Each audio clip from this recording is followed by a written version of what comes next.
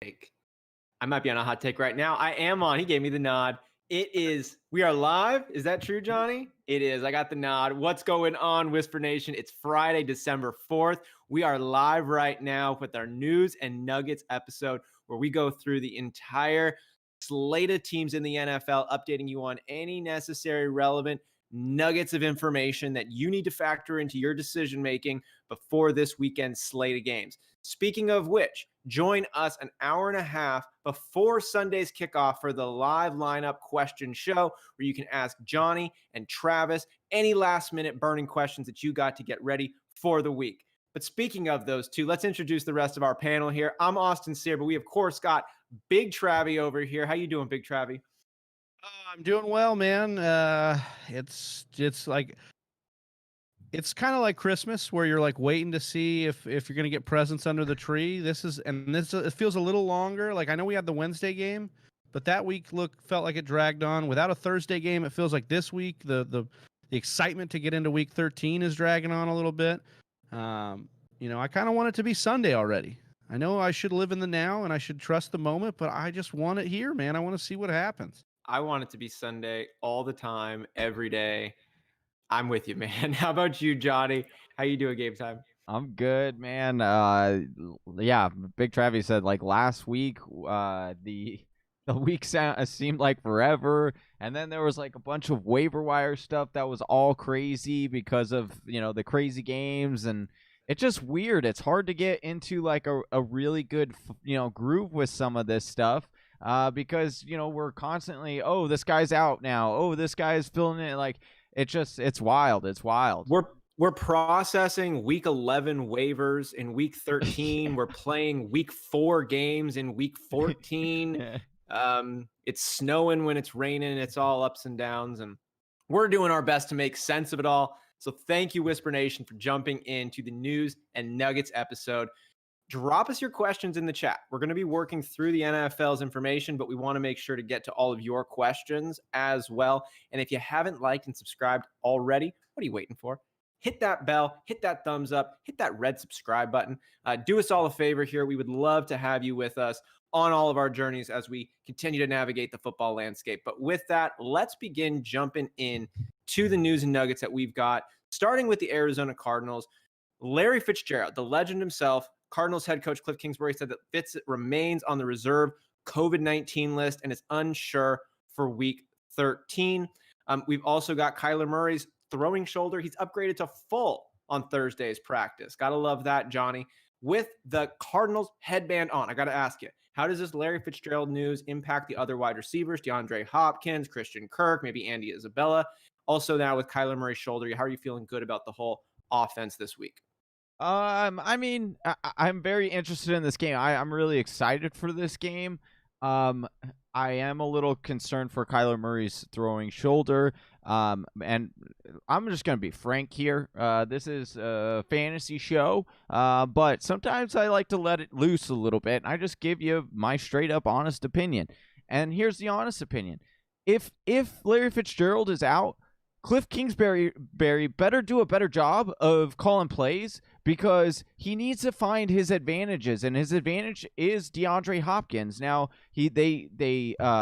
Ramsey will be on him the majority of time. He won't ghost him because obviously he doesn't need to. On obvious plays and certain things, they will move Ramsey away, but the vast majority of the time he'll be on Hopkins, and it would behoove what is considered an offensive guru to move around their best offensive weapon and get Isabella on the outside, because he can burn outside guys with his 4.3 speed. So if they do that, Austin, then I am very confident in the Arizona Cardinals this week. If they can change up what they've been doing and not be stuck in their ways, then I do have confidence in the Cardinals. But other than that, I think that this could be a down-to-the-wire game. It'll be fun to watch, though. Look, Larry Fitzgerald, F. Scott Fitzgerald, like Ryan Fitzpatrick, it really doesn't matter. Like, you're going up against the Rams. This is a tough defense for this offense, regardless of what Kyler Don't tell Murray's Deebo doing Samuel that. Don't tell Deebo Samuel that. Well, for sure, Deebo Samuel did have a game, and look, I'm not benching Hopkins or even Murray for that matter. I just want Whisper Nation to be aware that like we need to temper expectations, not only for Kyler Murray's shoulder, but the fact that he's getting Aaron Donald and this tough defense that's been really good against quarterbacks. Yeah, and just a quick note on that one, following up here from Big Travis' point. We know about how good Jalen Ramsey is. He's a household name at the cornerback position. That doesn't come all that often. But with that said, we got to ask who the number 2 cornerback over there is. And Darius Williams, the Rams' number 2 corner, has been tested throughout the season, and he has passed every freaking test. When you take a little deeper dive onto some of these metrics, we see Darius Williams actually outperforming Jalen Ramsey in many key statistics. He's got 4 interceptions compared to Jalen Ramsey's 1. They both allowed just 2 touchdowns.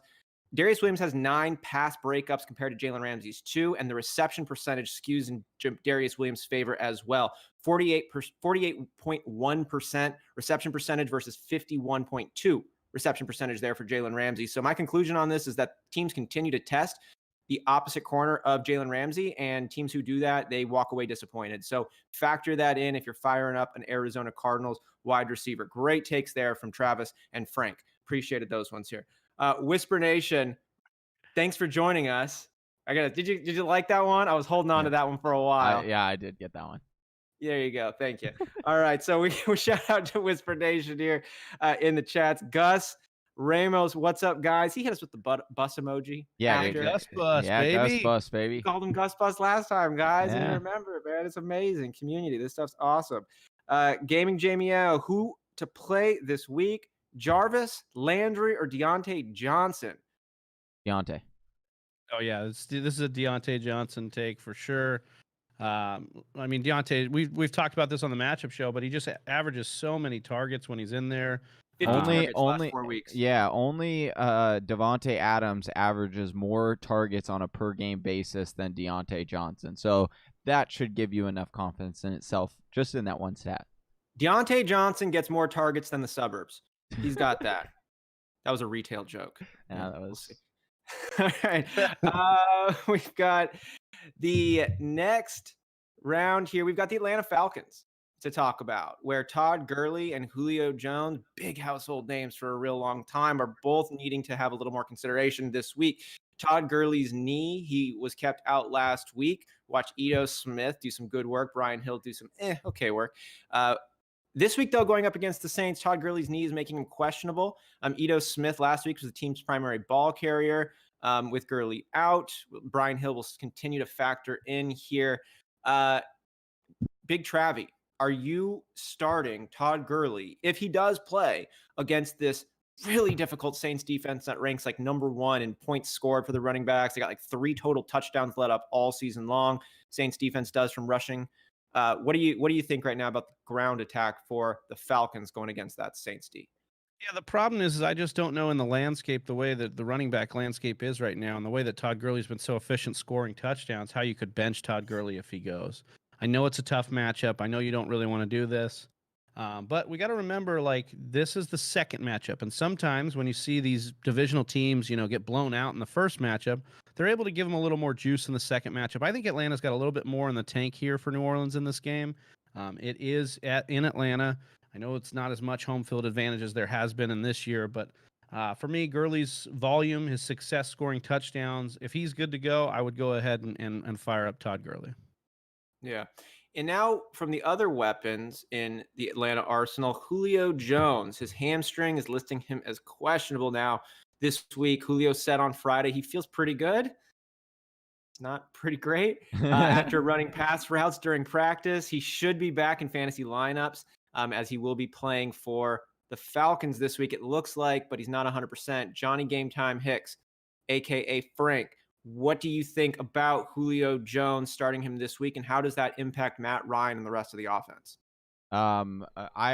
You got to get Julio in your lineup if he's healthy. He could be a decoy, but you always come down to that question. Like, it's week 13.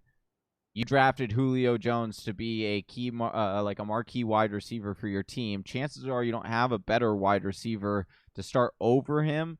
And so you're definitely putting him in your lineup if he's good to go. Now, as far as Matt Ryan goes, it is a difficult matchup.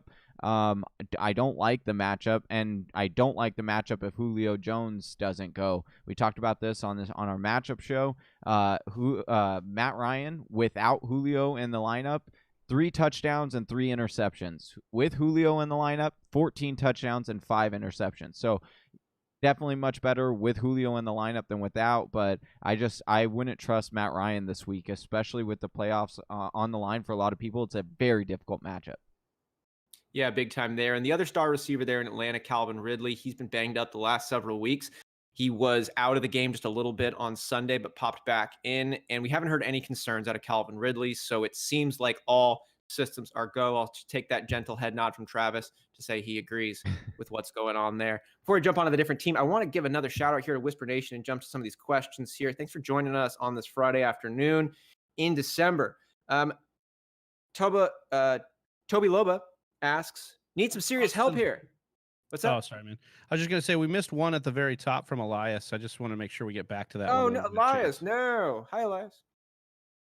Pick 2, please. Allen Robinson, Scary Terry McLaurin, Lockett, or Woods. Allen Robinson's got some news as of right now. Yeah, Allen Robinson might not play tomorrow or this Sunday. I was already hoping it was tomorrow. Yeah, so he might not play, so that would make that kind of a little bit easier decision for you. I think you're playing Robinson though if he is active, right?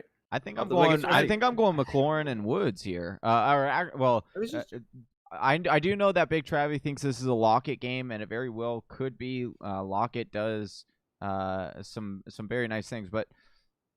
Yeah, I would stick with Bobby Woods, Bobby Trees, and Terry McLaurin if I'm. Give me Terry McLaurin and Lockett. I just think obviously with Mitch in there, he can still give the ball to Allen Robinson.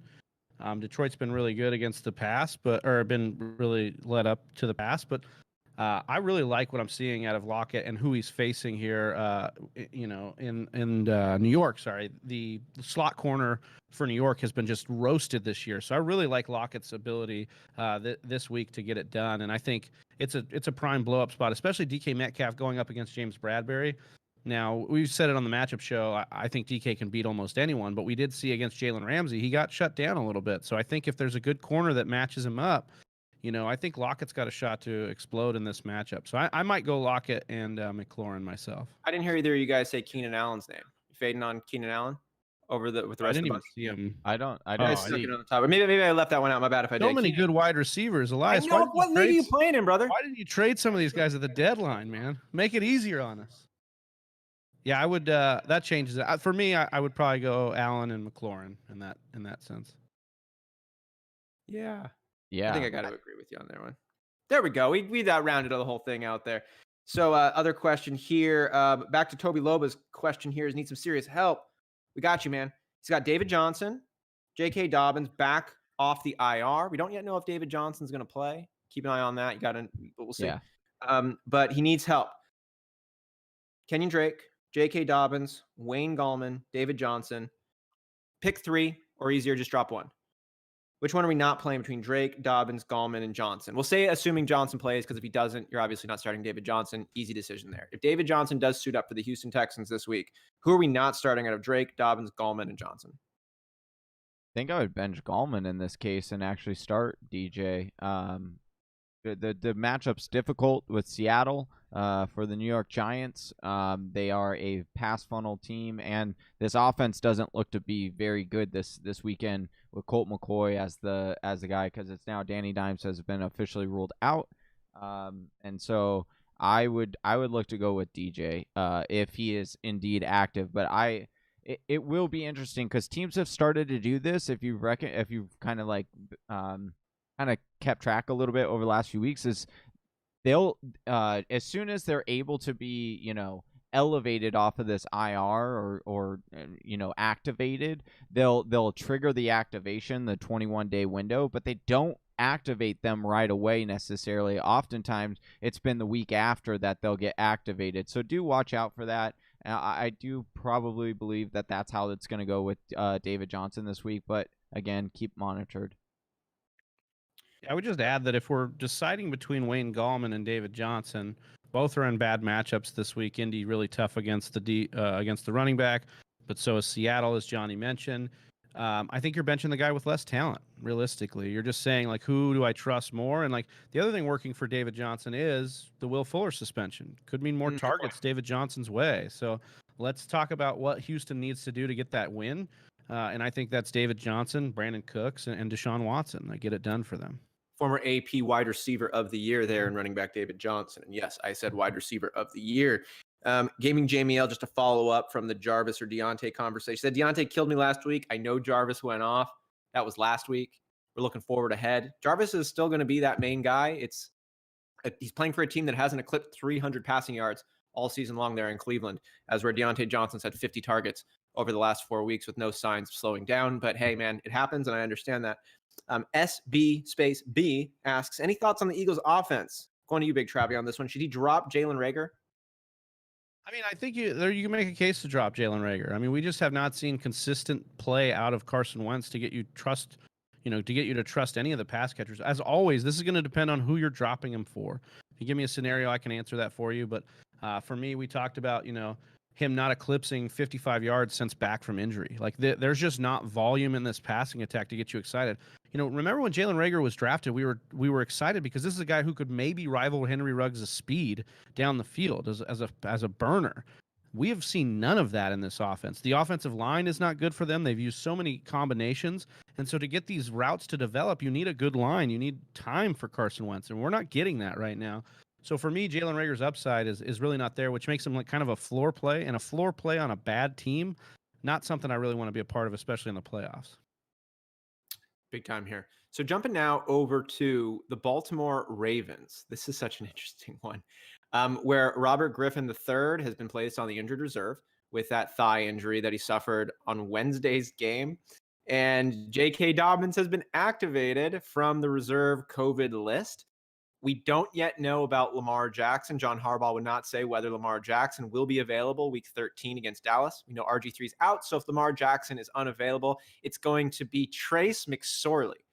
Johnny, is Trace McSorley going to leave you sore in your fantasy lineups if you have any Baltimore Ravens players starting this week? I mean, he does play Dallas, so that's a bright spot for him, but probably, most likely, I would only now I know we're going to get a lot of Marquise Brown because they had the one connection. So a lot of people might be a little bit more confident in that. But now I'm not even looking to start Marquise Brown in this matchup. I would just look for J.K. Dobbins would be like the only guy. And I think that this severely downgrades him as well. I do think he'll get more carries with this news, but with their quarterback not as he's not Lamar, so he doesn't draw. Can I ask you something, Johnny? Absolutely. And it's kind of asking for a friend. Yeah. Basically me. I want to know why, and I keep reading it. You're not the only one. Summy said that J.K. Dobbins was a must start. I've got Roto World ranking J.K. Dobbins inside the top 20. I was about to ask.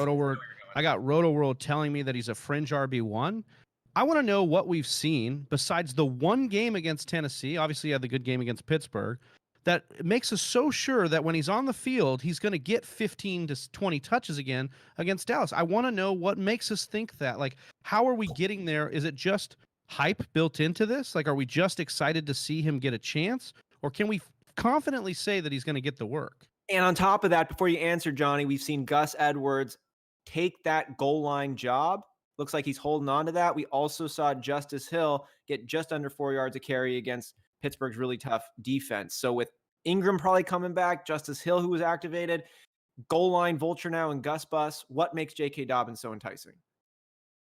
If you watch the game tape over the last 4 games of all these running backs, I'll tell you, J.K. Dobbins is the real deal, and you can clearly tell the offense runs smoother when J.K. Dobbins is on the field. There's an issue that comes up oftentimes when you have these running backs, right?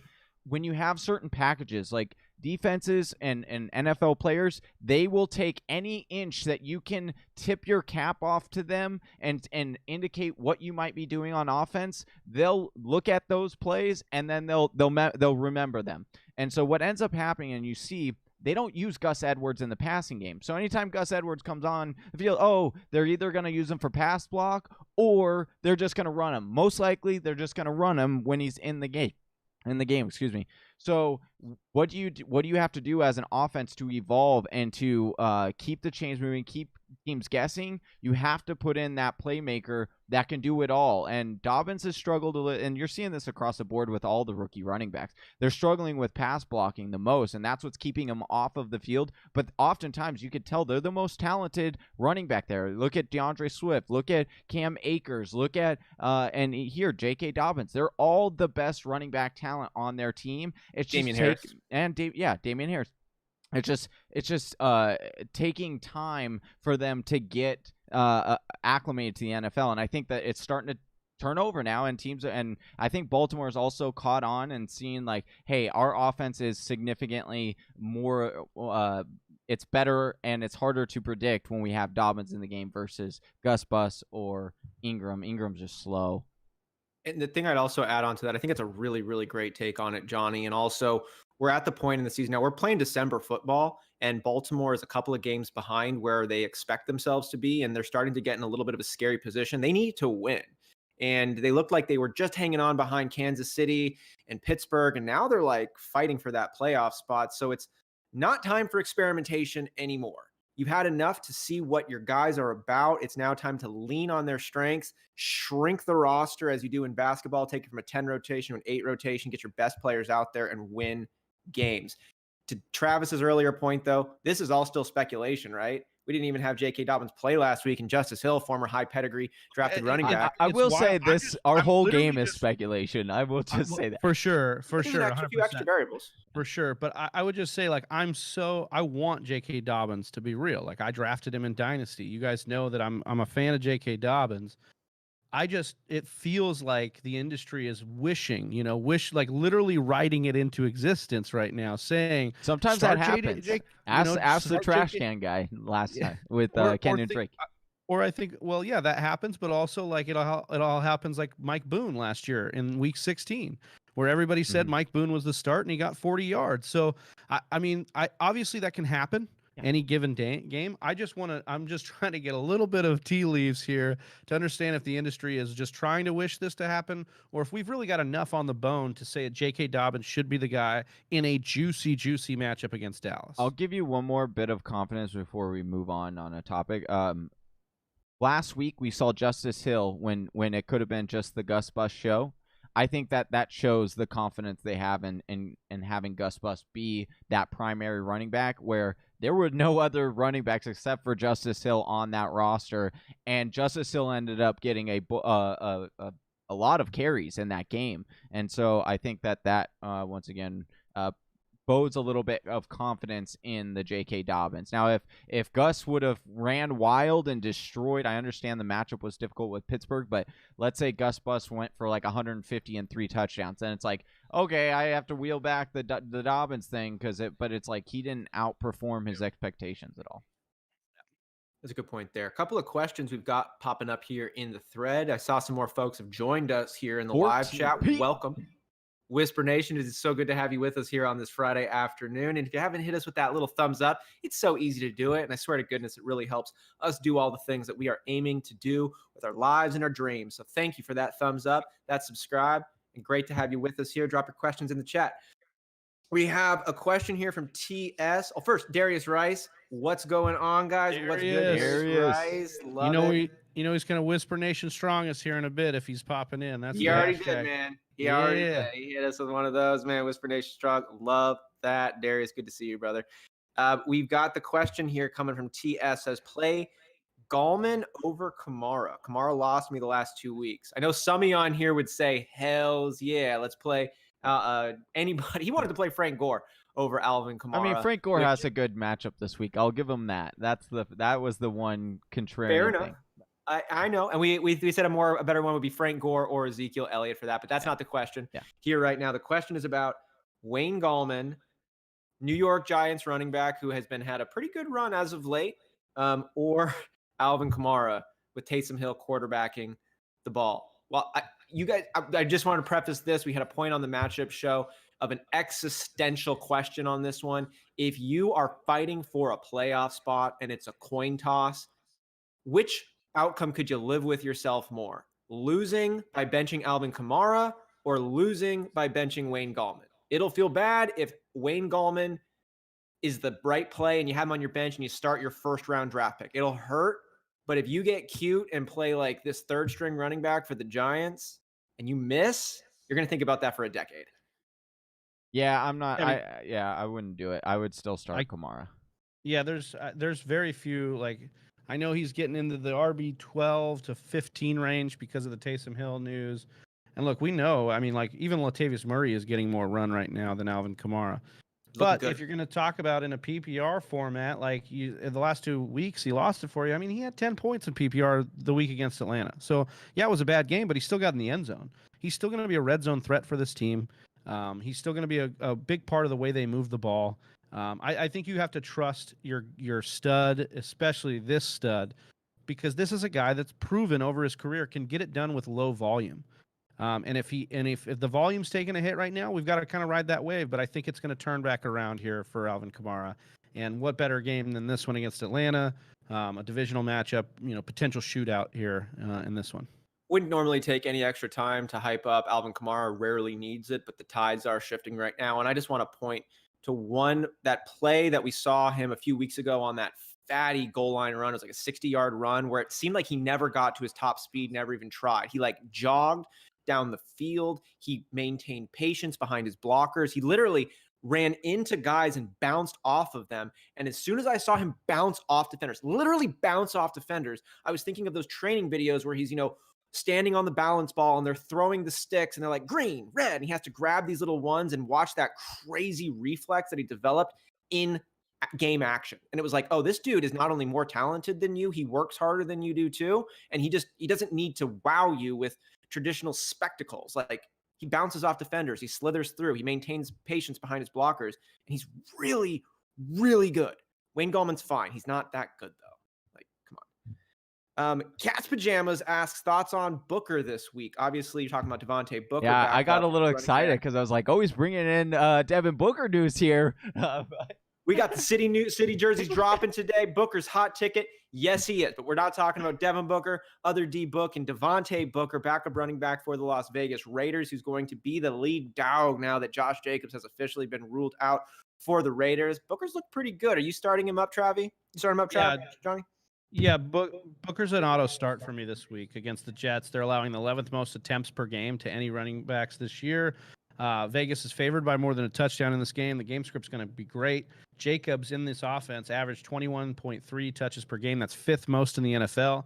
We know Gruden wants to pound the rock. We've seen Booker with Jacobs in the lineup be effective as a dual running back in games that they've handled. So I love Booker in this matchup. I think this is a waiver wire ad that could help you either get into the playoffs or get that seed that you want. Or avoid, like a last place finish. I think Booker's going to be one of the late season waiver wire ads that's going to help a lot of GMs. Let me ask you this: Booker or Kamara? I'm going Kamara. Okay. I might go Booker on this one. Booker's going to be. I think it's fine if you want to play the floor. If you're like the existential question again, Austin. Like if you're trying to make sure you get a win. But let's not pretend that like it couldn't be like something crazy where some other guy that Gruden's like, oh, he's a Gruden grinder and he's going to bring him up in this game. Like that has an opportunity to happen. I think Kamara's ceiling makes it for me where it's like, are we going to be surprised if we roll into Monday and Kamara had 3 touchdowns and everybody's going to, that benched him is pissed? No. Would we be surprised if Booker got, 2 to 3 touchdowns? No, I would not be at all. Yeah. Like, so for me, I just think Kamara's the way to go here. So. Yeah, the only thing I would add about Booker is I think that it's a run-heavy team, and he's a very proficient runner. So you plug in Devontae Booker there for the Raiders. He's still playing on that same system. He's shown a lot of comfortability in there. It's not like Wayne Gallman with the Giants, who are bad on offense, bad offensive line, and he just keeps making the most of it. So just a little bit different. But yeah, it's Kamara. Don't bench Kamara. Like, don't do that. We've sticking here with the Booker though one, jumping a couple questions ahead because it's on theme. Steven Drakes, what's good, Steven? Says he really wants to play Booker this week, full point PPR. Should I start him over Kenyon Drake, CEH, Chris Carson, or Benny Snell? Benny Snell, yes. We'll just drop that one Yeah, off. I would. Chris And Carson, CEH, or Drake? well, Would you start him over any of those guys? CEH might not play this week. Keep monitoring that. He is out, or he didn't practice today with an illness. And so obviously it would make it a little bit easier on you if CEH isn't given a go. But PPR, Travis, what are you thinking? I might roll with. I think I would roll with Carson and CEH over Booker. I might go to Booker over Drake, given that I'm a little bit afraid of that matchup against the Rams, and Drake hasn't really been used in the passing game. Not that I'm going to say Booker will, but I think this is a better matchup of the two. Yeah, I think that would be my line. I would be starting Chris Carson, starting CEH, then I would be starting Booker, then Drake, then Snell, just to rank them quickly. Yeah, it's just a tough one when you were talking about a handcuff that's coming in. And to your point, another Gruden grinder coming out of nowhere. It's like I want to give confidence in Booker, right? I do. If you're in a situation like, luckily for Stephen Drake's, like you have a wealth of running backs here. So I don't think that you're going to need to get cute and force Booker into your lineup here because you've got some other guys. But there are going to be a lot of guys out there that have that missing flex piece this week, right? And they're trying to get a win and they want to get somebody in there. I want to give confidence for people to pick up Booker and slot him in there in the flex and realize that this is a guy that can easily win you your matchup this week.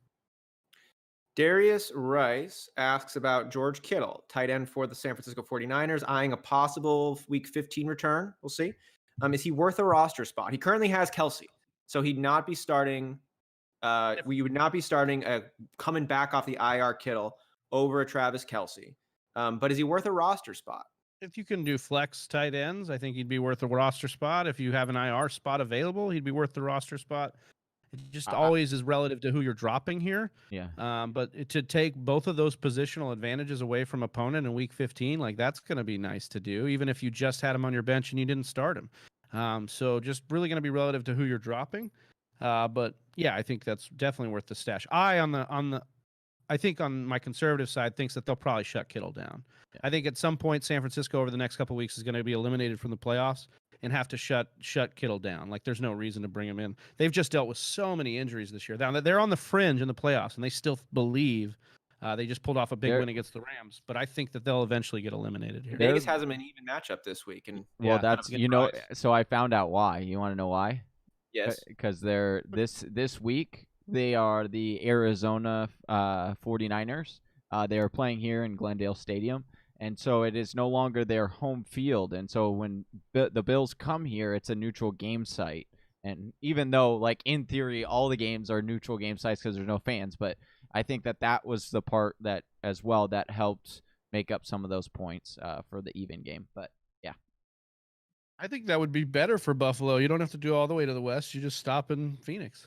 They've played here before. They're familiar with the stadium. It's a shorter flight, isn't it? Yeah. It's a shorter flight, right? Yeah. So Thomas Medina, what up, Whispers? What's up, Thomas Medina? So I'm down to Gio versus Cam Akers for my RB2. Please advise. Gracias desde Panama. Yes. Okay. So Cam Akers or Giovanni Bernard. He's coming in from Panama. Yeah. Hell Panama. Yeah, dude. Welcome in, dude. Tom. Dude, we're worldwide now. Yeah. DFW worldwide. Wide. So hey, Gio versus investor, possibly you. Hey, really quick, speaking of the Step Brothers reference, did you see the Arizona Cardinals? Because you just talked about that reference. The rules for San Francisco and coming in the house, don't touch the drumsticks. Don't touch the drumsticks. That's so great. That's awesome. I did not see that. That is awesome. Yeah, they're like couple of house rules. If you put anything in the fridge and you don't put your name on it, it will get eaten by me. Also, don't touch the drum set. Is what the Cardinals told the 49ers. There you go. Moving ahead with some of these questions. What do you think on Thomas Medina's here of Gio versus Cam Akers? We talked about Gio on the lineup show. They got a really tough matchup this week, and with Joe Burrow going down, they only had 11 first downs last week. They had 18 first downs against Pittsburgh 2 weeks before, and just 11 last week. So not a lot of action going on, but Cam Akers is a part of that committee. What do you think, Johnny? They're going against, Miami is one of the best run defenses as well. So, look, it's not going to give you the most confident. I wouldn't solidify him and say he's Cam Akers is going to be an RB2 rest of season. But I do think that the tides are starting to turn into the Cam Akers for LA. Now they are still splitting. It's going to be a hair pulling. You're going to have to cross your fingers and your toes in hopes that Cam Akers does get the goal line carry. He has been trending towards getting the goal line carries the last few weeks. He's gotten the first crack at him. And then if he can't get it, then they bring in Darrell Henderson. So you got to hope that, Cam Akers can get in on the first crack. But I would probably go Cam Akers over Gio. You too, Travi? Cam Akers I don't know, over Gio? man. Look, I understand that we've seen Cam Akers kind of be the better running back in a couple different games, but like we can't pretend to like.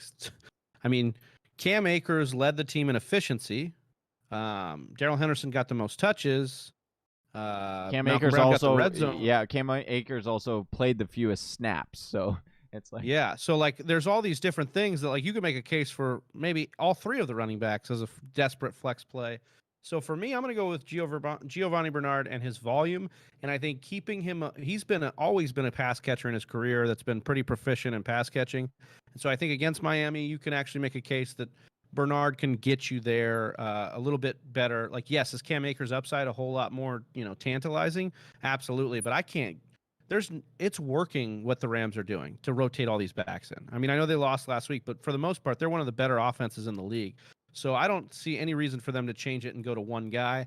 And honestly, McVay may be a little scarred with what happened to Todd Gurley. Like, he ran Todd Gurley into the ground. Todd Gurley's knee, went to be arthritic, and now he's got three running backs. Why would he try to run one guy into the ground? He's adopting the Shanahan style of offense, rotate a bunch of guys in there, and I think it's working for him. I think there'll be a lead guy. I don't think it'll be a solo guy. I think as long as Malcolm Brown stays off the field, I think that would help everyone. But the unfortunate part is he's on the field the most. Yeah, he's the pass blocker, right? Yeah, over yeah. there. He's like Jamal Williams light. Like they just continue to like him so much. Ooh, I like that comp.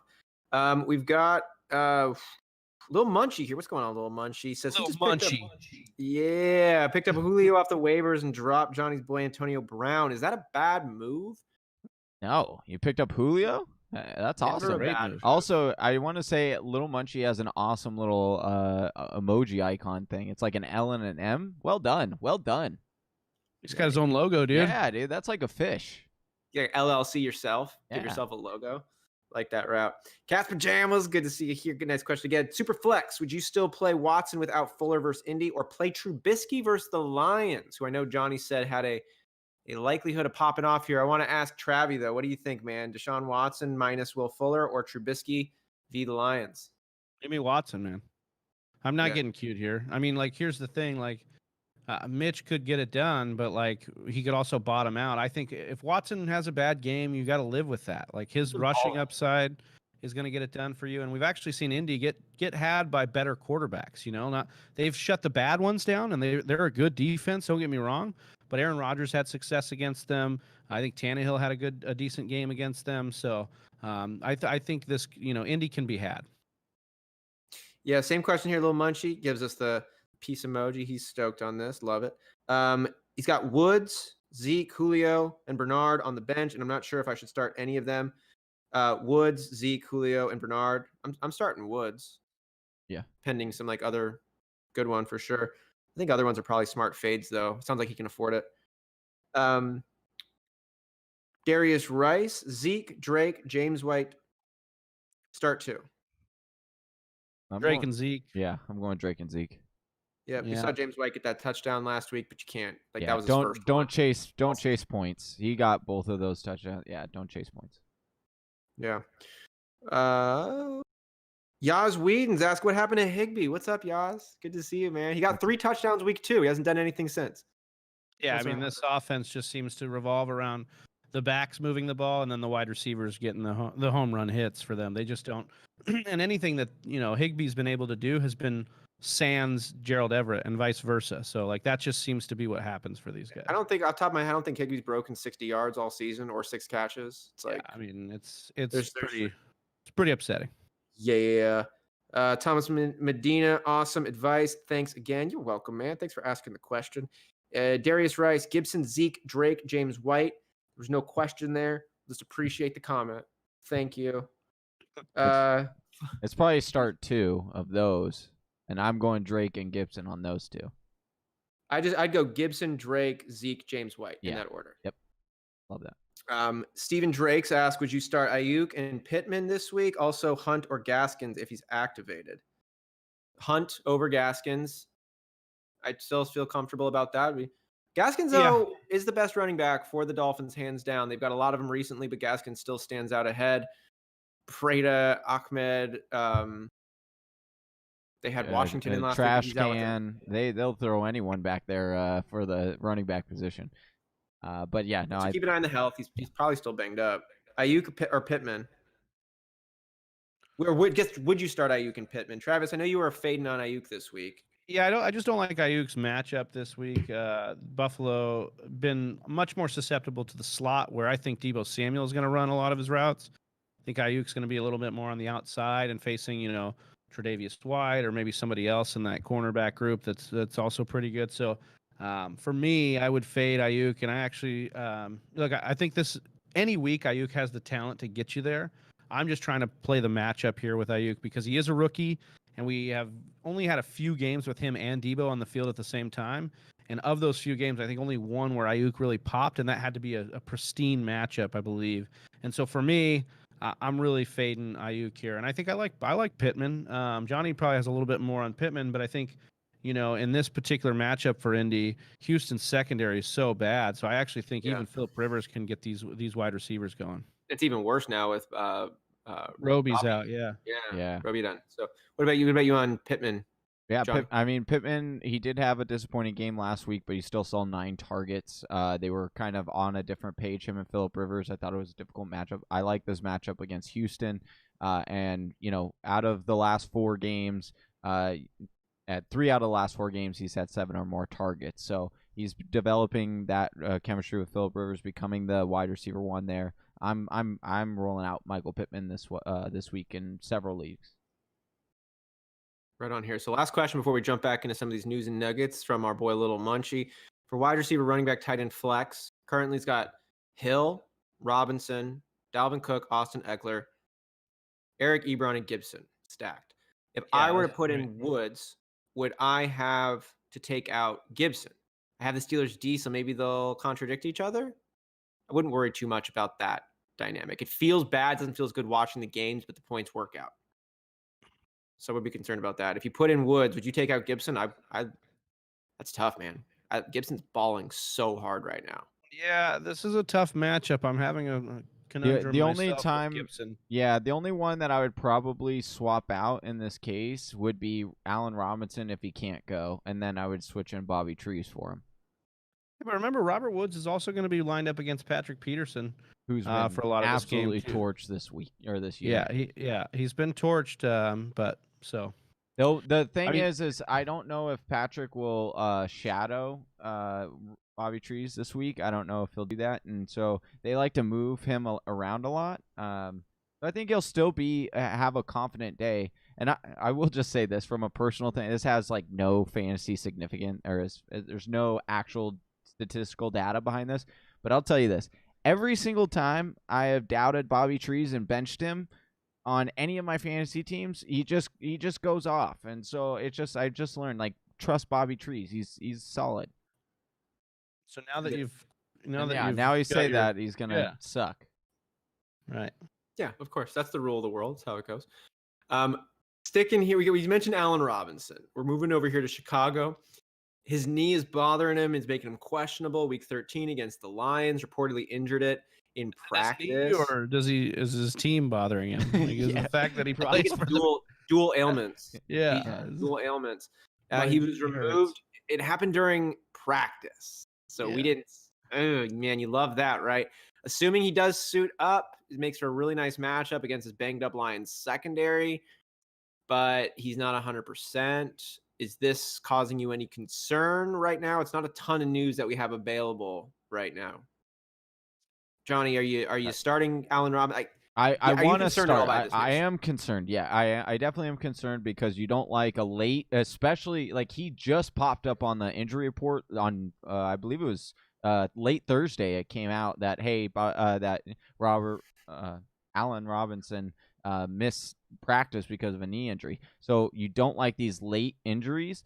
Definitely monitor this. But if he does give it a go, I have confidence in him to play and play through all of it. I doubt the team would put him out there if there was any risk of him significantly injuring that. And look, we do kind of joke around about Mitch Trubisky and say, and I definitely agree with Travis saying that you're going to start Deshaun Watson over Mitch Trubisky, but Mitch Trubisky has had Detroit's number, and he loves going to Allen Robinson, who is his number one wide receiver. So if Allen Robinson is playing, I'm confident in playing him. Yeah, it's gonna be a little bit of pause. I'm engaged in some potential trade talks right now with acquiring Allen Robinson, and I'm not feeling so stoked right now about putting Allen Robinson on my squad for the end of season run. So we'll see. Just to follow up on that Detroit thing, last year Mitch Trubisky had 4 games with 3 touchdowns. 2 of those were against Detroit. So this is a team that he does love to throw touchdowns on. Interdivision. Yeah. 7 points there. Allen or Herbert both have okay matchups. We're talking quarterbacks here. We know that Josh Allen was a little bit banged up. It's been limited in practice, but it doesn't seem like this is going to be holding him back in any capacity. Josh Allen looks to be fully back. So with that said, Herbert or Allen, the Chris Hannon question. Travis, I want to know from you because you did make that trade in our league of record. So I said Allen last week, and I think Herbert had the better game. Johnny was trying to tell me Herbert. I have a hesitancy to believe in Herbert, even though I traded for him. Like I actually should have traded for him a little bit earlier because I was just like, well, he's a rookie. I just don't know if this can last. You start watching this guy's tape, man. That guy throws with some major confidence. Like that dude is going to be good in this league, barring major injury. But that's not what we're asking here. Either way, Herbert facing New England scares me, but it's at home. New England's going to have to fly over to LA, play in this game with a defense that's underperformed in a lot of weeks. And Herbert, man, he just compiles yardage. They sling the ball over there with all those weapons. He's got so many different weapons he can go to on any down. So for me, I'm going to roll with Herbert. And I think at the same time, I don't think there's a wrong answer here. I love Josh Allen. I think this matchup for Josh Allen is actually better than it looks. San Francisco is allowing the most rushing yards to quarterbacks of any team in the NFL. So I think there's a place for Josh Allen to get it done, but I would take Herbert's floor over Josh Allen's right now. Yeah, I like that take. SBB asks Pittman or Tyler Boyd, Johnny, in PPR this week. I'm going to go Pittman. Big Travis might disagree with me. I know he likes Tyler Boyd a lot, but I love Tyler Boyd. The problem is Brandon Allen. Yeah, I just don't know that you can trust. Yep. And then you got Miami's defense, who's actually pretty good against the pass. So Thomas Egle, what's going on, man? He says, "Hey guys, should I start these guys for flex? Pittman, Damian Harris, Aguilar. Should I start these guys for flex? Pittman, Damian Harris, Aguilar." Thomas? Yeah, that's what I'd like to know. Yeah, looks that's like if it's standard, I'd roll with Damian Harris. I think. I think I like the matchup for him. He's been getting good volume, and he can fall in for a touchdown. If it's PPR, I think I'm going to roll with Pittman. I think that's the right call. And Aguilar, though, regardless, at the back. Yeah, I can't make a case for Aguilar. I know he's had some games, but like every other game, and he needs a touchdown. Hunter Renfrow and Henry Ruggs are equally involved, and Henry Ruggs had the largest snap share above. Like rubbing some pennies together, hoping it creates $1. It's not going to happen. A little munchy on the brink of missing the playoffs with this team. Ha. But I heard that he might not be on Woods and might be on Cup instead. Well, Cup's going to be in the slot, so most of the time.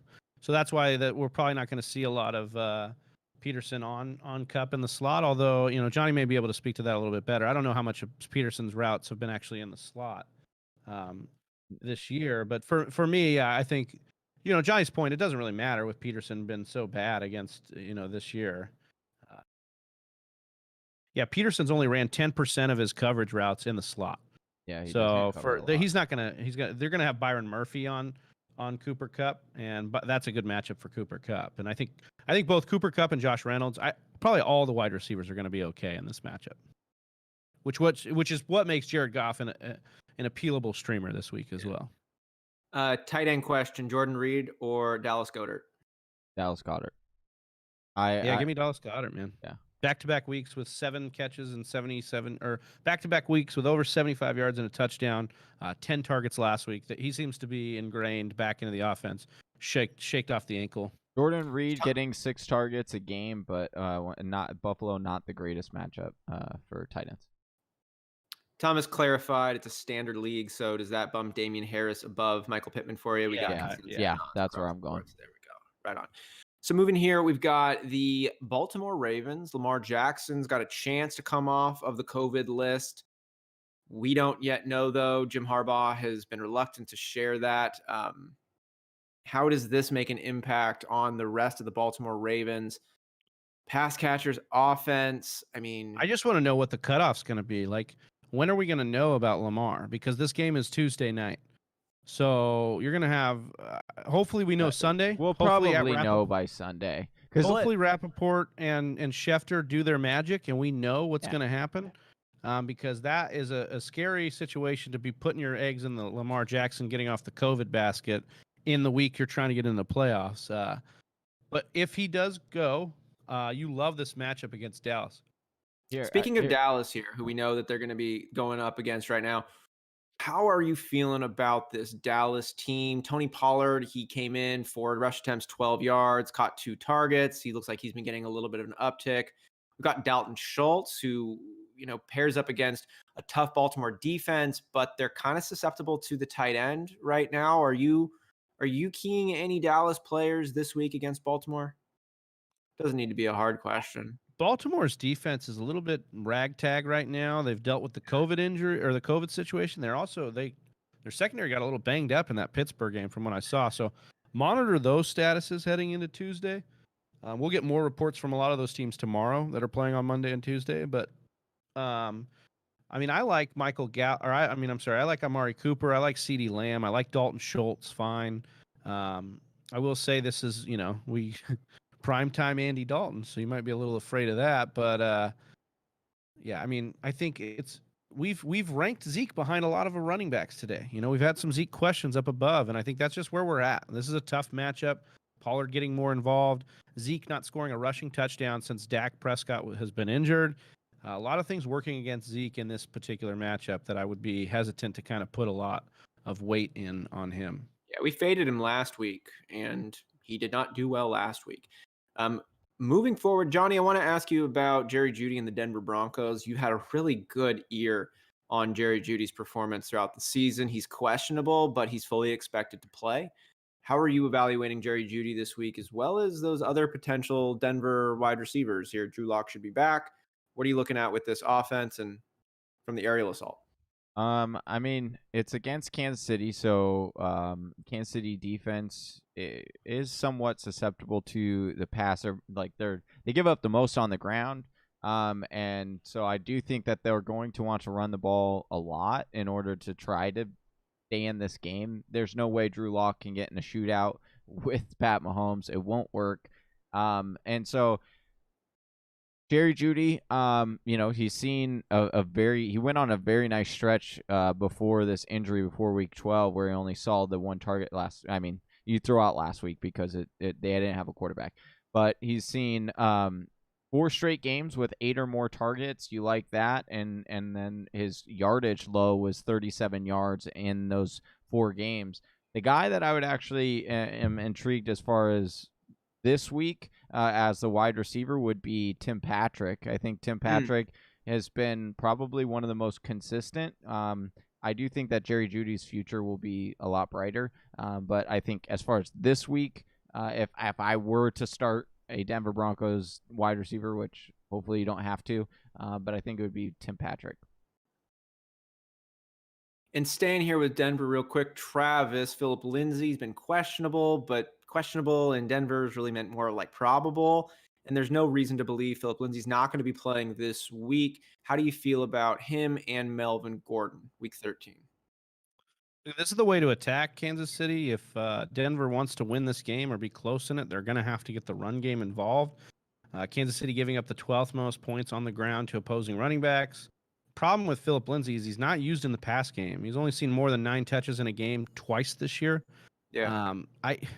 I'm hesitant to trust Lindsey. I'd be more on the Melvin Gordon bandwagon.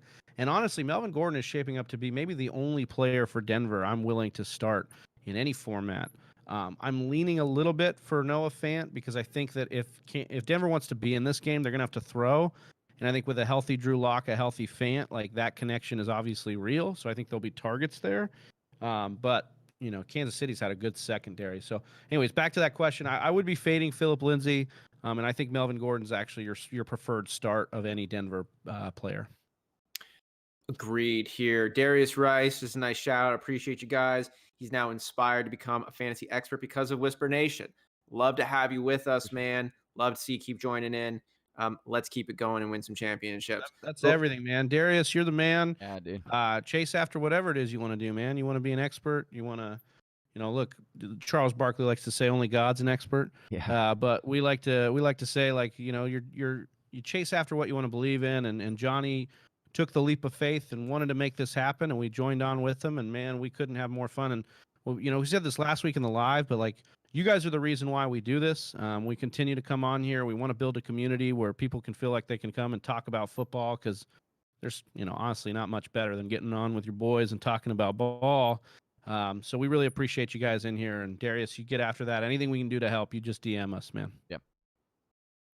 Little Munchie, thanks for the advice. You're very welcome, man. Just Whisper Nation strong, just so excited. And just a quick moment here. I love doing these shows with you boys. We're in the teens now. The season's coming end. And I was just thinking to myself yesterday, I was like, man, I'm looking forward to all the off-season content coming. Whisper Nation, we're beginning keeping you ready. We're doing a lot of fun stuff. Drafts, baby. Oh my God. Can't wait for that. But I got a little sad being like, man, I'm going to miss, like we put in so much work on this, breaking it all the way down. Sometimes we make record for an hour and a half, and the whole thing just shuts down right before you're about to hit like save recording. It's woo. But I'm legit just going to miss it, man. Whisper Nation. I won't miss that. I won't miss that part. But yeah, no joke. Yeah, that part, not so much, right? Yeah. No. But love you guys, man, for reals. Jumping back here to the news and nuggets, we're talking the Detroit Lions. Kenny Golladay is hip. He's not playing week 13 versus the Bears. Travis, I want to ask you about the air weapons. Golladay is out. How does this impact the rest of the receiving core and Matt Stafford? Be an interesting take if you really wanted to look at it, but the problem is you got Jalen Johnson and Kyle Fuller on the outside for Chicago. They're giving up the third fewest points to fantasy wide receivers, only 24.3. Marvin Jones, like I just can't. He hasn't been good in the tough matchups, and this is going to be a tough matchup. So you're going to bench Marvin Jones. I will say that Danny Amendola, and now I want to preface this with a deep start. This has got to be a deep league, 3 or 4 wide receivers starting or more, maybe 2 flex league. But look at Danny Amendola. He's going to be playing against Buster Screen in the slot, who's allowed 3 touchdowns over his last 4 weeks. He allows 77% catch rate. He's been targeted on 20% of the routes he's defended. So he's been really susceptible and giving up stuff. I think between Danny Amendola and then, of course, TJ Hawkinson, who's been the top 5 tight end all year, that's how Detroit will probably move the ball if they're able to at all against Chicago. So I'm going to stick with Detroit here before we jump into Whisper Nation's follow-up questions. I got to ask Johnny, and I'm speaking slow right now because I'm prepping this one up because we're talking about a subject very near and dear to his heart, and that's DeAndre Swift, running back for the Detroit Lions, who I'll tell you guys a little insider scoop here. Our League of Record chat has been giving Johnny a very hard time about the not feeling himself line that we've had about DeAndre Swift, trying to shake game time a little bit and his confidence of DeAndre Swift. But I want to hear from the man himself right now after Lions interim coach Darrell Bevell said DeAndre Swift illness would have a small package of plays if active this week. How are you evaluating DeAndre Swift and the impact that his involvement or lack of involvement will have on the potential other running backs there? Yeah, so I wouldn't start him this week. Obviously, that's not the greatest thing. It's, he missed a lot of time from the concussion and then the illness, so he didn't get a lot of practice time in this week. So that is why they're saying that he is not going to have a big package this week. Plus, I'll be honest with you, it's against Chicago. So Chicago has a great run defense. So it's almost kind of nice. He gets a little break where he's not going to be just destroyed from that, So, Johnny, are you saying that he's going to have a small package? Unreal, dude. And so anyway, here's what I'm saying. DeAndre Swift, this is baffles me. DeAndre Swift has cleared concussion protocol. He is out of concussion protocol. You can ignore all the stuff that Adrian Peterson was just trying to like make a story. If you watch the interview, he was like so out of it. Like if you watch Adrian Peterson was? Yeah, he was like,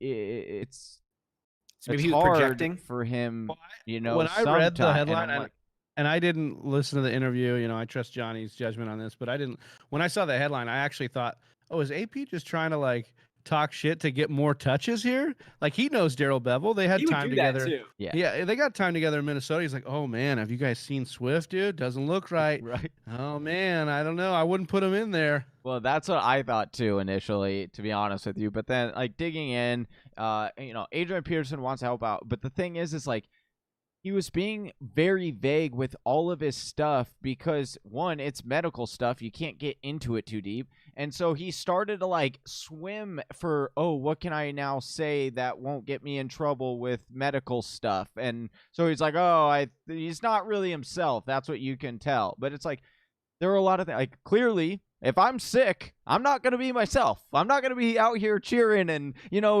be excited about going to practice if I'm ill. Like, it's just not going to happen. Now, are there some side effects probably from the concussion? Sure. And is that a serious thing that we need to monitor? Absolutely. But did he pull out his teeth with pliers? He did. Yeah. That was last week. Right. So moving forward. So now he just gets some veneers in there and you put him back in the game. No, I think that for the playoff stretch, DeAndre Swift will be a guy that you can definitely count on. He'll be an RB2 for you or better, high-end RB2. But don't let people discourage you and make you think that DeAndre Swift is, no good anymore or that they're going to somehow shut him down the rest of the season. I don't see that happening. We got 21 people watching, only 10 likes. If we can get those likes up, we'd really appreciate that. Really helps our channel. I think Johnny's point, like that's a great point on him. I just don't know about this week for me. Bad matchup and the lack of packages. Or small or big or whatever they are. I think it's a situation where you're just not trusting the volume right now back off the injury. Travis doesn't care about the size of the package. He just wants a lot of packages. Yeah. Right, exactly. Like it exactly. doesn't matter if it's big or small. Just give me all the packages you can. No room underneath the tree. Full of packages. That's cool. Exactly. It's Christmas time. There should be a lot of packages. Darius Rice already looking into 2021 rookie class. Is it too early?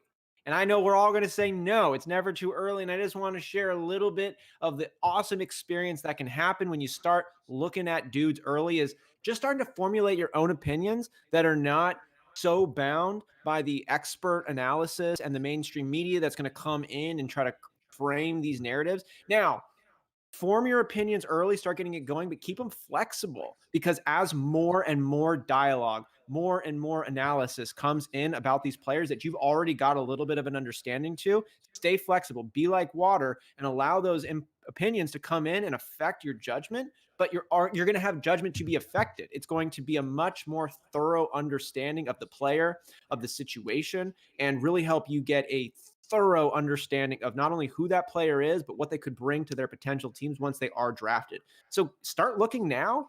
Just know your opinions are going to evolve as more information becomes a part of the picture. Anything else on that? No. Oh, I love that. That's a great take. And that's what it's about, because especially in a dynasty format where you're like, you become not only just the coach, like in redraft, you're the coach, you're making the lineup decisions each and every week. But in Dynasty, you're the GM, you're the scout, you're all those things in one. And so you have to come up with those opinions and then let the industry change your opinion with new information, not form your opinions from the industry's takes, right? You want to have a little bit of your own. If you're that serious enough to play Dynasty, then that's what I would say about that situation. And one, I got to shout out Johnny Game Time Hicks on this, as we just talked about DeAndre Swift.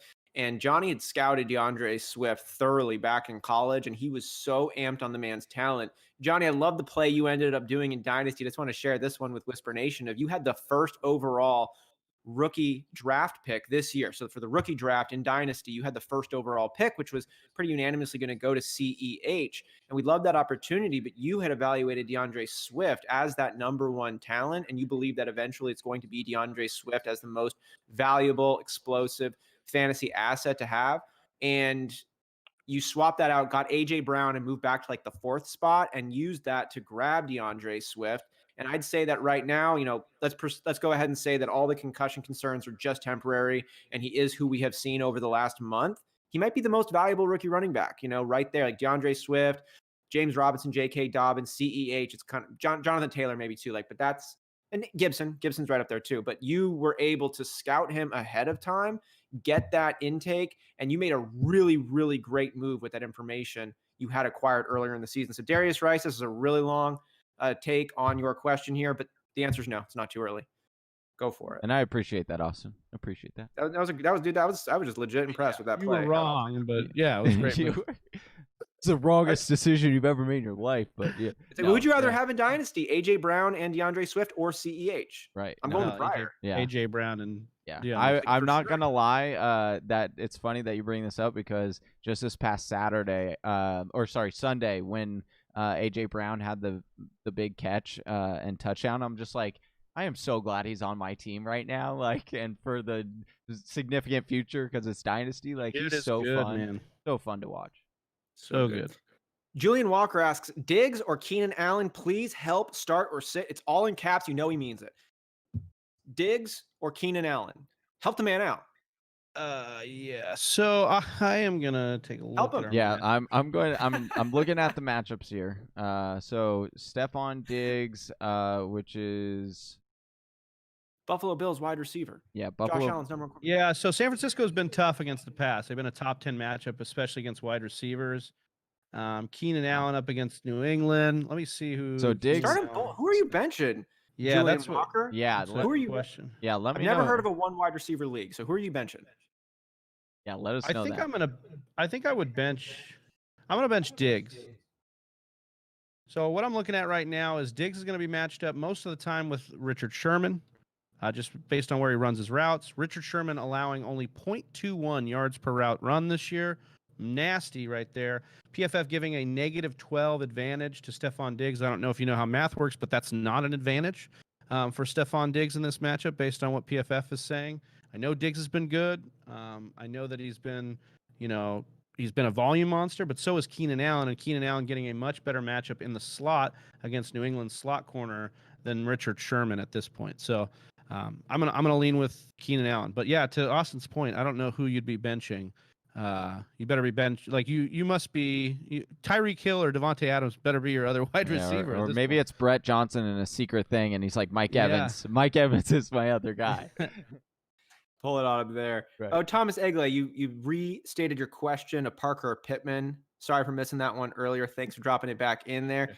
Devontae Parker, Michael Pittman, Devontae Parker. Yes. Yeah, it's Parker for me, man. Yep. He's been on fire, and then hopefully we get Ryan Fitzpatrick this week because that just means more touchdown upside for Parker. Yeah, Darius Rice is following up on his point. Everyone in my league destroyed me for drafting Gibson in the 5th. Travis, does that sound familiar? And he's outperformed his ADP by a lot. Yeah, he has. It's wild too because it's really gotten better over the last couple of weeks. Obviously, the 3 touchdowns helped. But Gibson's a weird case because he just leaves you wanting more. We saw McKissick get involved this year, and he's just been a little bit more frustrating than you'd like because of the way you get it in the draft. Like, I'm with you, Darius. I got a lot of heat for drafting Gibson in a few drafts because people are like, oh, whatever. But you just want him to hit so bad. Right now, I looked it up while you asked that question. Number 5 running back on the year right now. So I would say he's killing it for you. So quite a bit higher. And Big Travie hit it on the head. Jalen Walker's other wide receiver 1 is Tyreek. So, yep, you're definitely starting Tyreek. Tyreek Hill is better than most quarterbacks. I really do believe that this is secretly Brett Johnson in a different screen name. SBB asks, do you think they're going to shut Kenny Golladay down the rest of the season? And I could definitely see that. Detroit far out of the playoff picture, fired their head coach. But we'll see. I would not be surprised.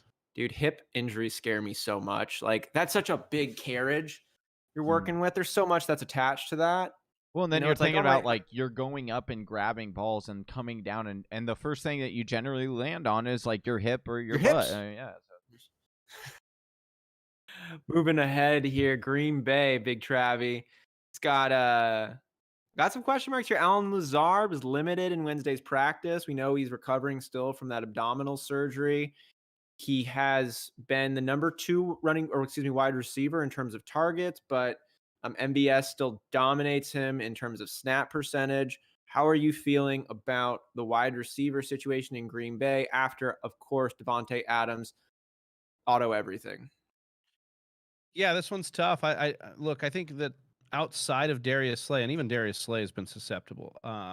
Nickel Roby Coleman in the slot against Alan Lazard, like that's an advantage for Lazard.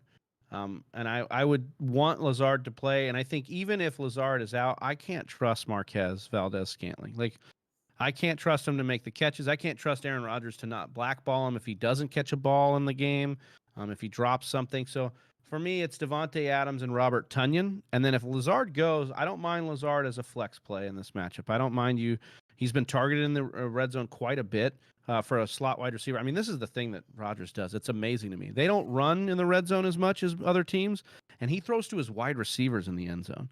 Like that's just something he's done his whole career. You know, you look at other quarterbacks throwing to the tight end all the time. Like this guy just loves his wide receivers. So for me, yeah, I think Lazard and Adams would be the only guys I'm starting in the wide receiver room. And noteworthy, the Packers just signed Tavon Austin. He's got a little bit of experience working with Matt LaFleur. It's unclear what his role is going to be. It's probably going to be a practice. Hopefully MVS is hype man or something. Get MVS mentally right. I hope. I don't know what this is for, man. I mean, look, I'll take the bodies. Like, get us somebody that can contribute here. I don't mind that. Quit fumbling. Moving ahead here over to the Houston Texans. This is news to me. CJ Prosise has been ruled out for Week 13 against the Colts. It's not a COVID-related situation. This to me is a little bit noteworthy because I started Duke Johnson last week in that great Detroit matchup and was just flabbergasted to see CJ Prosise sneaking in and vulturing that goal line work, caught a touchdown pass. Duke Johnson had a catch for like a deep, like 20-something yard touchdown pass he received. The Prosise was coming in there and looking like this vulture role. He's out now. We know David Johnson was activated. We don't yet know if he's going to be playing. He looks great since he resumed practice. That's what offensive coordinator Tim Kelly recently said. He's done a good job. Look forward to working him back in the mix, but we still don't yet know what David Johnson's role is going to be this weekend. Johnny, what are you looking out for right now from the running back situation in Houston? Yeah, I definitely want to monitor what they do with David Johnson. This would obviously if David Johnson doesn't get activated to the active roster, you're definitely going to start Duke. Now, if they do activate David Johnson, it is a difficult matchup. But once again, with Will Fuller out, I could honestly see them using more of the running backs to catch passes, and that bodes well. It's harder to find. I mean, honestly, if you're really looking at it, Houston probably has the 2 best receiving backs in all of football, and David Johnson and Duke Johnson, like as far as pure passing and receiving skills go. Alvin Kamara would debate that, but yeah, sure. No, I'm saying duo. I'm not saying single player. I'm saying duo. Like give me a better pass catching duo running backs than that Duke were Johnson. Born on a Tuesday in September. Yeah, exactly. With both left-handed. Yeah. Travie, sticking here with Houston real quick. Will Fuller, they're probably going to re-sign him. The Texans are. I bring that up as we're both Packers fans here. And we had talked about getting Will Fuller a little bit. That was exciting. That's a dead story now. But I wanted to ask you about the pass catchers for this week, man. With Will Fuller out because he puts drugs in his blood, what do you think about the other wide receiving options this week? I really do love what should be pure volume for Brandon Cooks. And I also like the matchup because he's going to get a lot of Rock Ya-Sin, who's the rookie cornerback for Indy. And he allows 2.0 yards per route run, 70% catch rate, 15.5 yards per reception. So I feel confident in Brandon Cooks as a wide receiver 2, wide receiver 3 range, even in what should be a tough matchup. But it could easily be a situation where Xavier Rhodes actually gets on Brandon Cooks too. So like temper expectation. Indy's been tough, But I think this matchup's pretty high over under. Yeah, 51 point over under. So I do think Brandon Cooks is a guy you want to look to in this matchup. Not much more outside of him though, as far as pass catchers are concerned. Hollywood, what's up, Hollywood? Says it's Pill Fuller, not Will Fuller. Yeah, that's pretty pretty good. good. Yeah, I like that one. I do like that one. You got me on that, man. Good job. Um, we're going to the Indianapolis Colts right now, where their rookie running back Jonathan Taylor was activated from the reserve COVID list. He never was diagnosed with COVID. He was a high-risk close contact IR stash. Now getting activated means he should play in Sunday's game with the Texans. Taylor had a really nice week 11 before missing the last week, and Houston's bottom two run defense is a really favorable matchup, but I think that would also serve them as a favorable matchup theoretically for Nyheim Hines and Jordan Wilkins, maybe. Who knows? Johnny, what are you thinking about right now with this running back situation? I think it's going to be Jonathan Taylor time. No pun intended on that one. But I do think that they'll turn it over to him. You have Wilkins was dealing with a little bit of an ankle injury, and his ankle was hurting. And so I do think that this will be a Jonathan Taylor with Nyheim Hines sprinkled in as well, getting some of the pass catching work and stuff. But I'm excited for JT moving forward. Cranky with the Anky. Yeah. Keep that monitored. Moving over here to the Jacksonville Jaguars, where DJ Chark heads the list with a rib injury that now he's off the injury report for week 13. He was held out last week, but he's going to come back after just missing this one game absence, giving him a big play threat back. Big Travie, how are you feeling about DJ Chark and this Mike Glennon-led Jaguars offensive arsenal? This is such a good matchup. It's such a shame that we're going to have to suggest fading DJ Chark because Minnesota is just like such a tasty matchup. But I can't get behind DJ Chark. I can't get behind this offense. I have no idea what's going to happen any given moment with Jacksonville. It feels like they could turn into the Dark Knight scene where the cave just takes out the whole field. Yeah, dude, I have no idea what could happen in Jacksonville. Hines Ward comes back. It's the most Florida man. It's so infuriating because I have Chark on a couple of rosters, and to be honest with you, I really just want to drop him. I do. I just want to drop him. But then there's that whole well, he does play Minnesota this week, and but maybe I should just do it and rip the Band-Aid off. But I would go with. Oh, we have a question about Robert Woods or, sorry, now I'm blanking on DJ Chark. That's why this is relevant. Sorry. I would go with Robert Woods over. Robert Woods, yeah, I would go Robert Woods over DJ Chark. With DJ Chark struggling and the quarterback situation nasty. Yeah. We do have a question here from Hollywood asking about Bell's workload if CEH does sit. Coincidentally enough, the next team on our list here is the Kansas City Chiefs. Leading the list is CEH. His illness kept him out of practice on Friday. It's a stomach virus that's holding CEH out. Andy Reid said he thinks the rookie's going to be able to suit up Sunday night against Denver despite missing the week's final two practices. How does CEH's illness, potential lack of availability, impact the Chiefs, and then specifically Le'Veon Bell? I'd be pretty interested in Le'Veon Bell as like an RB2 if CH weren't to be able to go, just based on volume alone. This is a good matchup against Denver. Been really torched by running backs lately, so you like that. It's going to be tough. Like unless you have CH and Bell, I'm a little bit concerned for CH GMs. Like how are you going to know in time? Will you know this is the Sunday night game? So hopefully you get the Ian Rappaport stuff, and we'll be on it obviously Sunday morning. So make sure you join us there an hour and a half before the games, but. This one is that Sunday night game, so I'm a little bit concerned for GMs. Look, if Andy Reid says he thinks he's going to go, I would imagine that he does go. But this is something to monitor closely heading into Sunday morning. I do like the fact that you've had 2 days of this illness already. You hope when you think about how you're feeling on an illness, over the hump is something I would tell my mom all the time when I had a cold as a kid.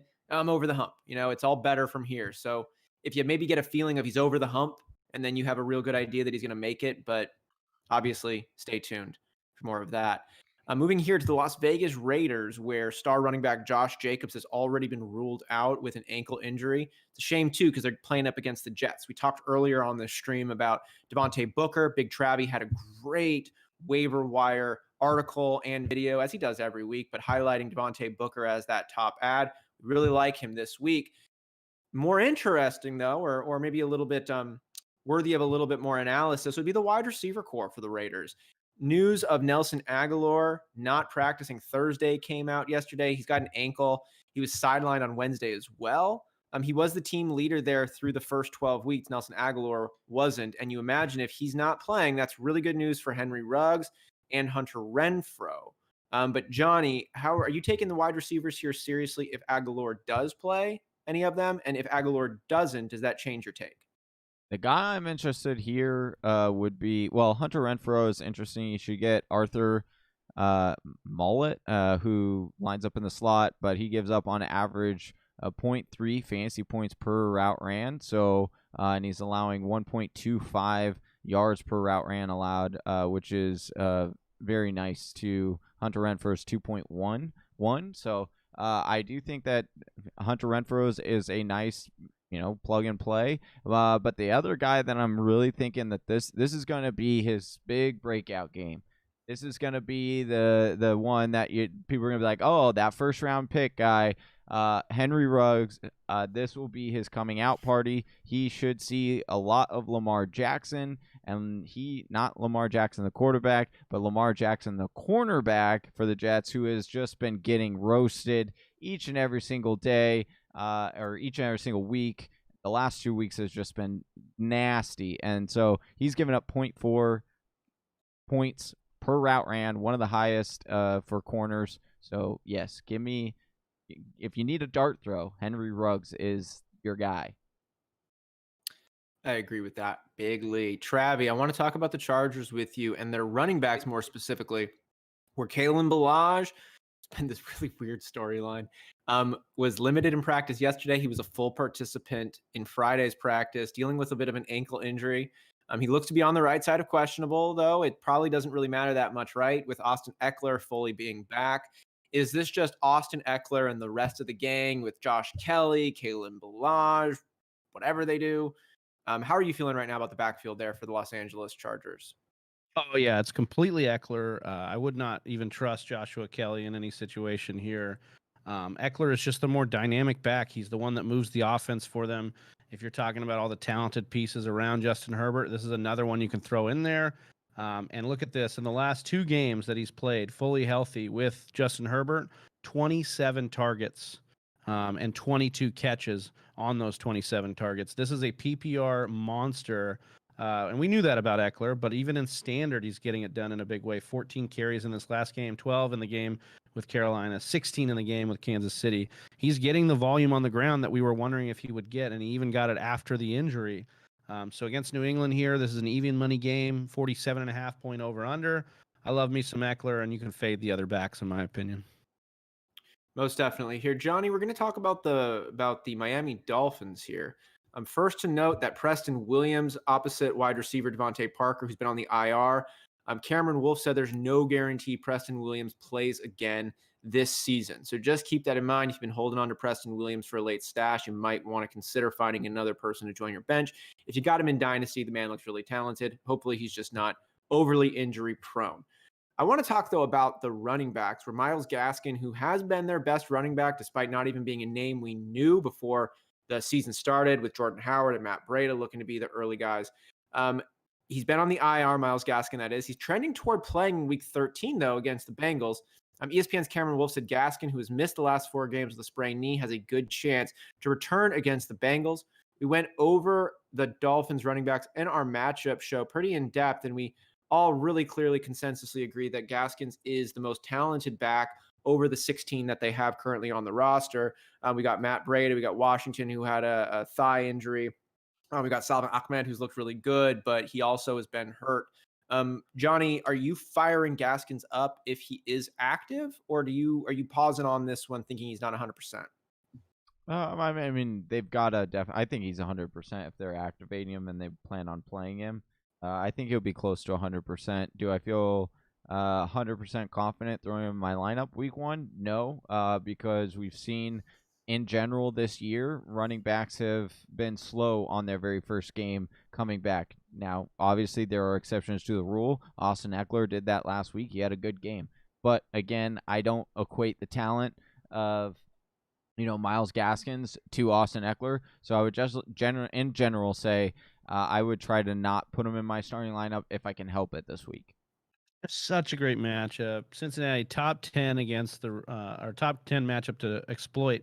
Miami 11.5-point favorites in this game. Like, this is going to be great game script for whoever is the bell cow, if there is one for Miami. And I think Gaskin was just so good before he went down. It would be hard not to get Gaskin in my lineup, at least as a flex play this week. So, moving over to the Minnesota Vikings, where superstar running back Dalvin Cook is going to play week 13 against the Jaguars. The issue isn't Cook's status.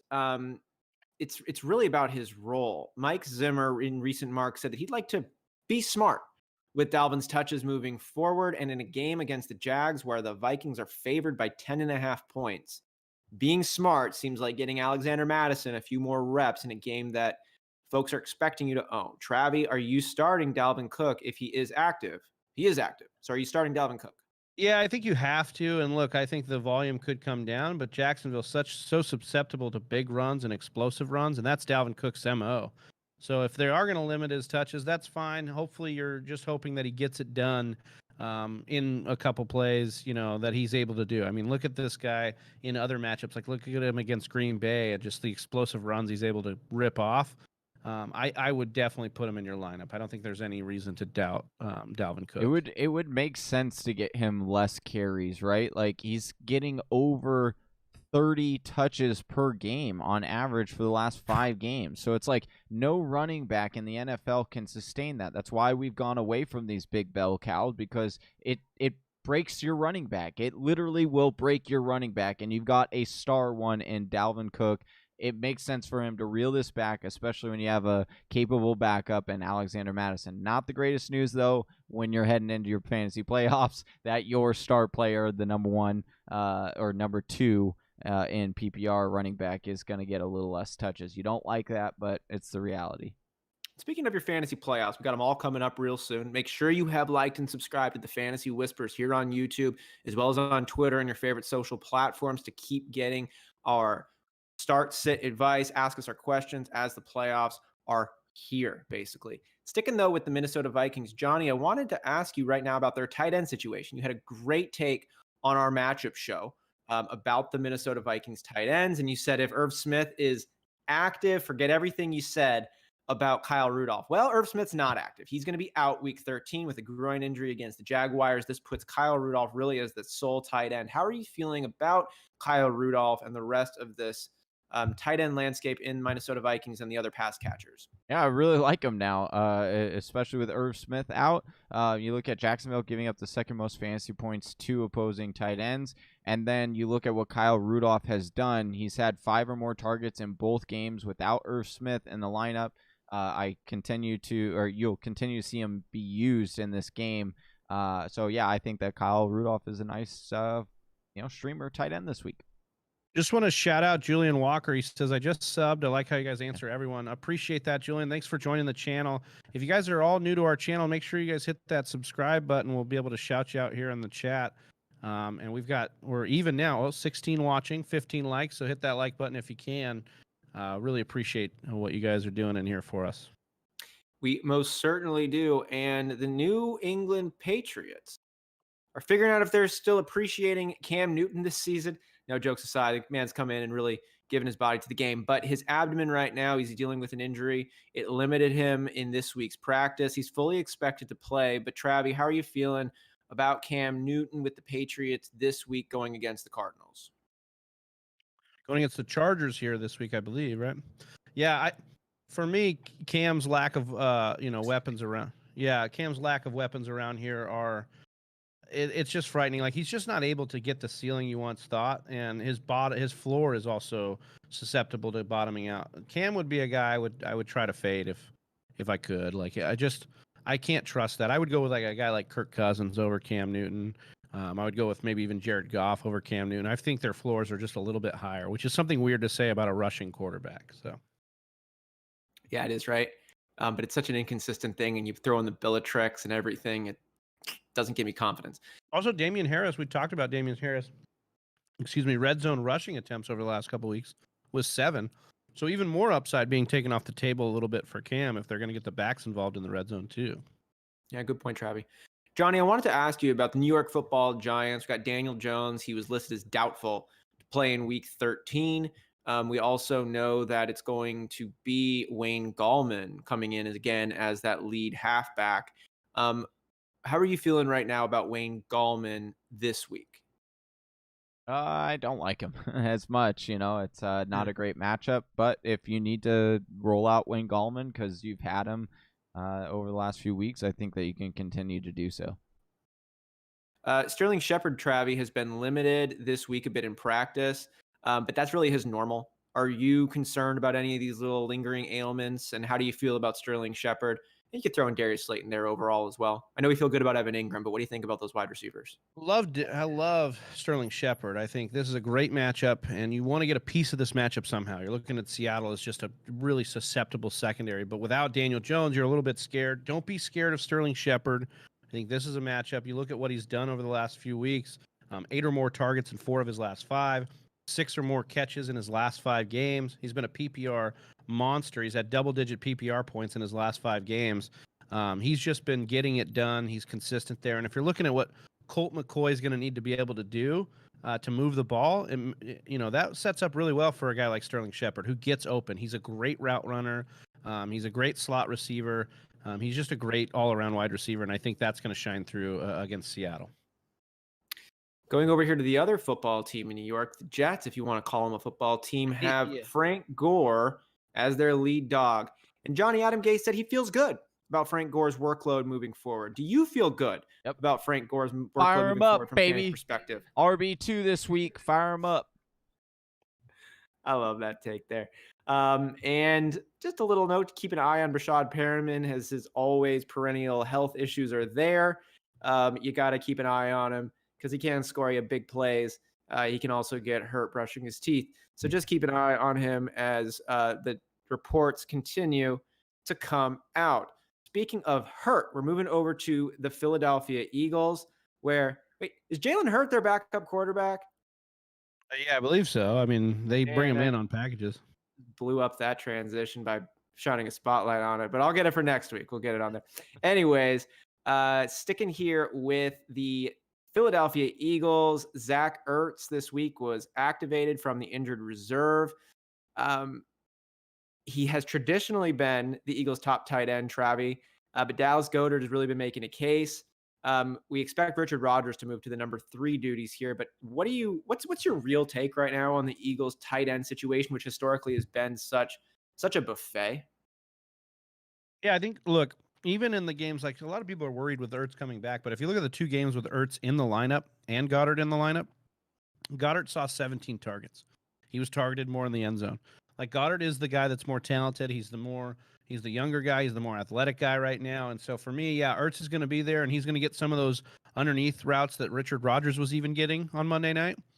But Dallas Goedert is the upside play here. Back-to-back weeks with over 75 yards and a touchdown. He's shaking off the ankle injury. I love Dallas Goedert. I think you got to be putting him in your lineup. He's the way that the Eagles can move the ball, and the only one you can really trust. Did you guys like calling fantasy studs a buffet? Because you just eat. You just get to go eat. Not bad. The matchup's more of a buffet. I don't know if they're the buffet. I think we got to start working buffet into fantasy vernaculars here. It just makes me want a buffet. I know. Nice Vegas buffet. Oh my god! Yeah, you get that buffet action in Vegas last week? No, I did not, unfortunately. It was not open. Yeah, in our dystopian reality going into I'll fade on this one. We're going to talk about the San Francisco 49ers right now, Johnny, and Deebo Samuel. Coach Kyle Shanahan said Deebo Samuel's not injured and is going to be good for Week 13 against Buffalo. He missed Thursday practice. It was just a rest day for him, it turns out. The 49ers don't want to risk a setback to Samuel, who is that centerpiece of the offense now that George Kittle's been sidelined. How are you feeling about the pass catching options for the 49ers? I'm liking Debo this week. I was really mad because I didn't get him on waivers because our system was fluky. But yeah, I like Debo Samuel moving forward. He's got some really nice playoff matchups coming up. I Travi, like what you brought up there, Austin, about Kittle being out. Like that's a big thing that people maybe aren't realizing. Like with Kittle out, Debo's been the guy to soak Yak up the targets in this offense. Yeah. Yak monster. So even in a tough matchup against LA last week, he did well. And then we talked about at the start of this show, Debo in the slot is going to kill probably against Buffalo. So any interest in Ayuk? He's practicing in full this week. I love Ayuk. I think he's talented. Once again, I think I'm going to fade Ayuk just based on who he's going to get in the cornerback carousel. He's going to get Tre'Davious White a lot of times, and that's going to be a tough matchup for the rookie to overcome, I believe, this week. Last point here in San Francisco, going with the ground game, Tevin Coleman is not on the injury report. He's going to be active this week. Does this factor into anybody's considerations? We got Mostert. We got a whole bunch of other players over there. Is Coleman anything to consider?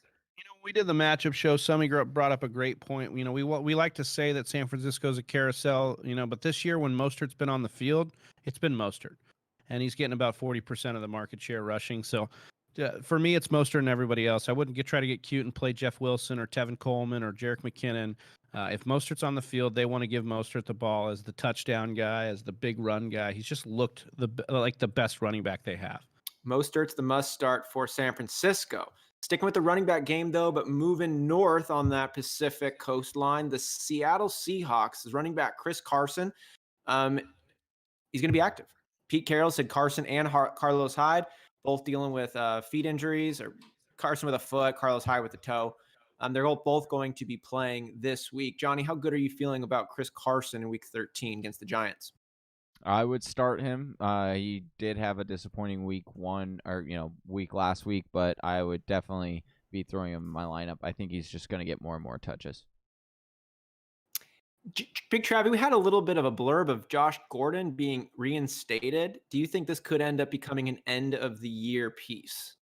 I mean, I know people want to make it something. It wasn't something any year when the games that he was in. It hasn't been yet.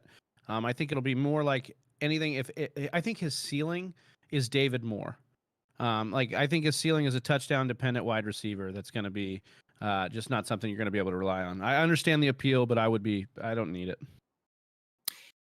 Johnny here, Ronald Jones. We're coming to the end here of our news and nuggets. We're in the tease. We've got Ronald Jones, running back for the Tampa Bay Buccaneers, has been hailed and praised by head coach Bruce Arians and told he needs to have 20 touches.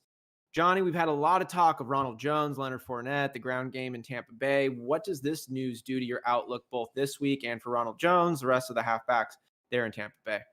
I think it's just talk. I think it's BA talk. That's all it is. He continues to say, "Oh, I want to get 10 targets to Evans. I want AB to get this." It's BA talk. He wants 100 plays a game. You know. So I do think Ronald Jones has looked good, definitely. And if he continues to produce, and you're seeing the opposite, and this is the whole thing that they're gonna flip flop. If you aren't good in a thing, you're getting pulled for the other running back, and that's the unfortunate part. Leonard Fournette keeps dropping passes that all of a sudden he's got stone hands, and so it results in Ronald Jones taking his touches and doing things with them. So they're gonna go with the hot hand approach here, but it only takes one series or one play for you to mess up on a pass block or drop a pass, and you're out. You're benched. Moving over here to the Tennessee Titans. I think the biggest news as of late is tight end Jonnu Smith is officially out Week 13 against the Browns. Quick note on Jonnu Smith, weeks 1 through 5, which included the bye, he was the number 3 overall tight end behind just Mark Andrews and Travis Kelce. Since then, weeks 6 through 12, he's dropped to the number 17 tight end on the season, right behind number 16 tight end Anthony Ferkshire, who is the backup tight end there in Tennessee. So it's just a point to how slow Jonnu Smith's production has been for the last month and a half. It almost might be a blessing that he's out this week, has an opportunity to get that knee right. Travi, are you interested in Anthony Ferkshire with Jonnu Smith being out this week? I could be interested in it. I think he's played a good enough amount of snaps. We've seen him be used in the red zone. Excuse me. I think I could dabble in that. You could stream a lot worse, I think, in my opinion. But I would go to somebody like Johnny has been saying about Kyle Rudolph. I think is a good one. Trey Burton's another good one. I'd probably trust over him. But yeah, that's about the range I'd be putting him in there. I think it's just worth noting that one game we saw Jonnu Smith not really participate in week 6 when he went down. Berkshire came in, got 9 targets, 8 catches, 113 yards, and a touchdown, 21.3 fantasy points and half-point PPR. So obviously we're not guaranteeing a replication of that this week, but we have seen Anthony Berkshire do good things with the football when he's had that clear opportunity. Johnny, Adam Humphries, he's going to play week 13. Any consideration for Humphries? No. Didn't think so here. We're at the Washington football team now, where Terry McLaurin's been officially listed as questionable with that ankle. McLaurin previously wasn't listed on this week's injury report, though he was questionable for Washington's Thanksgiving game against Dallas. He should be good to go, but does this give you any concern about Scary Terry? I think you keep rocking Scary Terry in. Johnny brought up on the matchup show, the least amount of yards he's had over the last 8 or so weeks is 83 yards. Like, the guy's locked in, and even with Alex Smith has been balling. So you got to put him in there. All right. Well, if there's any other, I think we got all the questions here from Whisper Nation done. Darius Rice, you answered them there, Travi. That's great. Before we end up closing down the show, I just want to thank everybody, Whisper Nation, for being a part of this program, sharing all of your questions with us, for liking and subscribing, for hitting that thumbs up. We love what we do, but we wouldn't do it without you. You make it all worth it. So thank you for being a part of this week's News and Nuggets show. Be sure to catch our in-depth analysis from the matchup show, which I know Johnny's about to jump into and make happen. You'll be able to catch that this weekend, where we do real in-depth analysis over every single team, as well as subscribe so you can catch that daily content coming your way. We've got some heavy stuff. We've got some light stuff, but we're going to make sure you're ready to go for your season finish. And join us an hour and a half before kickoff on Sunday for the live lineup show. We get all of your last-minute questions answered. Get to see these two guys do their thing. Love to have you join us. Big Travi, anything you'd like to share with Whisper Nation before we close this one down? Remember, we've got 4 primetime games. We've got a Sunday night football game, 2 Monday night games, and a Tuesday night game. So make sure your rosters are adjusted accordingly. Frank Gangtime Hicks, is there anything you'd like to share with the good folks here? Join us Sunday morning, because a lot will change between this show and Sunday morning. So make sure you tune in. Make sure you tune in. I'm Austin Sayre. That's Big Travi. We got Johnny Game Time Hicks. This is the Fantasy Whispers. We're out. Peace.